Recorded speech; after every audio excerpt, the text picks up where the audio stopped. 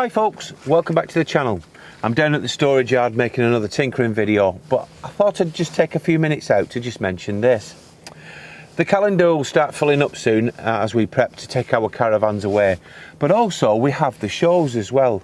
The Scottish one is underway as I speak, and very soon the Camping, Caravan and Motorhome show at the NEC will be underway, and we will be visiting it. Now, we've been going for quite a number of years. We gave it last couple of years, we did give it a miss, but we're going for specific reasons this time. So I thought about it, I thought, well, how do you plan a successful trip round the NEC? So today I'm going to be talking about just that, planning your trip to the Camping, Caravan and Motorhome Show 2025. So here's what I've got to say. So the NEC hosts 2 caravan motorhome shows per year.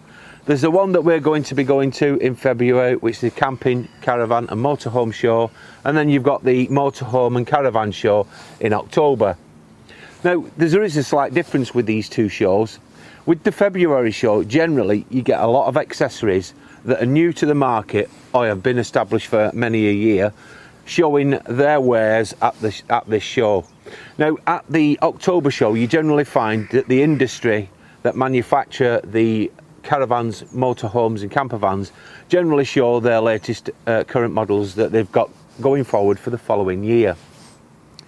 Now with me, what I like to do is I like to formulate a plan, and generally I go through the exhibitors list, which is on the website. I'll leave a link below where you can check out all the exhibitors that are going to be showing at that particular show. Now I like to make a list of what I'm interested in and then work out on the site map, which is also available on the website, as to where I'm going to go, because you don't want to be looking at caravans one minute and have to walk all the way through to the other end if you want to purchase an awning. That's a good example. But if you are doing that, what I would advise is use the atriums. Come out of the actual hall and walk down the atriums to the next hall. It's a lot quicker, and to be honest, it'll save you a lot of shoe leather and sore feet.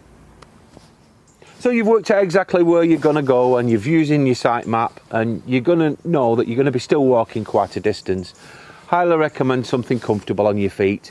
You're going to be on them all day and it is very tiring, so wear something comfortable. It can get very warm in there as well, so I would recommend, if you're going to be in the halls quite a lot, is choose one of the cloakrooms in the atrium and put your coat away safe there. But remember, don't lose your ticket. The next thing is food and drink. Food and drink, if you don't bring your own, is quite expensive at the show, as it is with most shows. So you need to factor that into your budget if you're coming just for the day. Now, again, with food and drink, what I would recommend you do, don't go to the cafes at the peak times, because generally you'll find yourself queuing for a long time and you aren't guaranteed a seat. So just bear with that one in mind. Now, throughout the actual halls themselves, there is very little in terms of places to just have a seat and just rest yourself for a few minutes before you continue.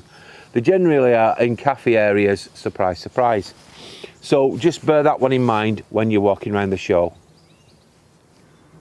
So if, like me, you're going to be purchasing a few items from the show, it can be a bit of a pain to actually lug them all the way around the show if you bought them at the beginning of the day. So there's a couple of things that you can do here that will save you a lot of leg ache and back ache. And that is, first of all, you could ask the vendor if they wouldn't mind retaining it until you can come back and collect it. Some will, some won't. Also, you can actually have it delivered direct. The bigger companies will, for a fee, deliver it to your house. Saves you lugging it home. The other thing you can do if you've just got some small items is you can actually use the facilities at the show. They have an area where you can drop off your valuable items, and they will store them for a small fee, and then you collect them later on. But bear in mind, this is usually a centralized area, so you don't want to be at the far end of the show, have to walk back to there, collect your items, and then walk even further to exit the show to go home. So just plan that into your route when you're going round. And one more thing before I go. Unless you've got a bottomless pit of money, I would highly recommend that you set a budget and stick to it. I hope you enjoy the show. We'll be there on the Friday and Saturday. If you see us, say hello. Thank you very much for watching. I do hope you'll join us again real soon. But in the meantime, bye for now.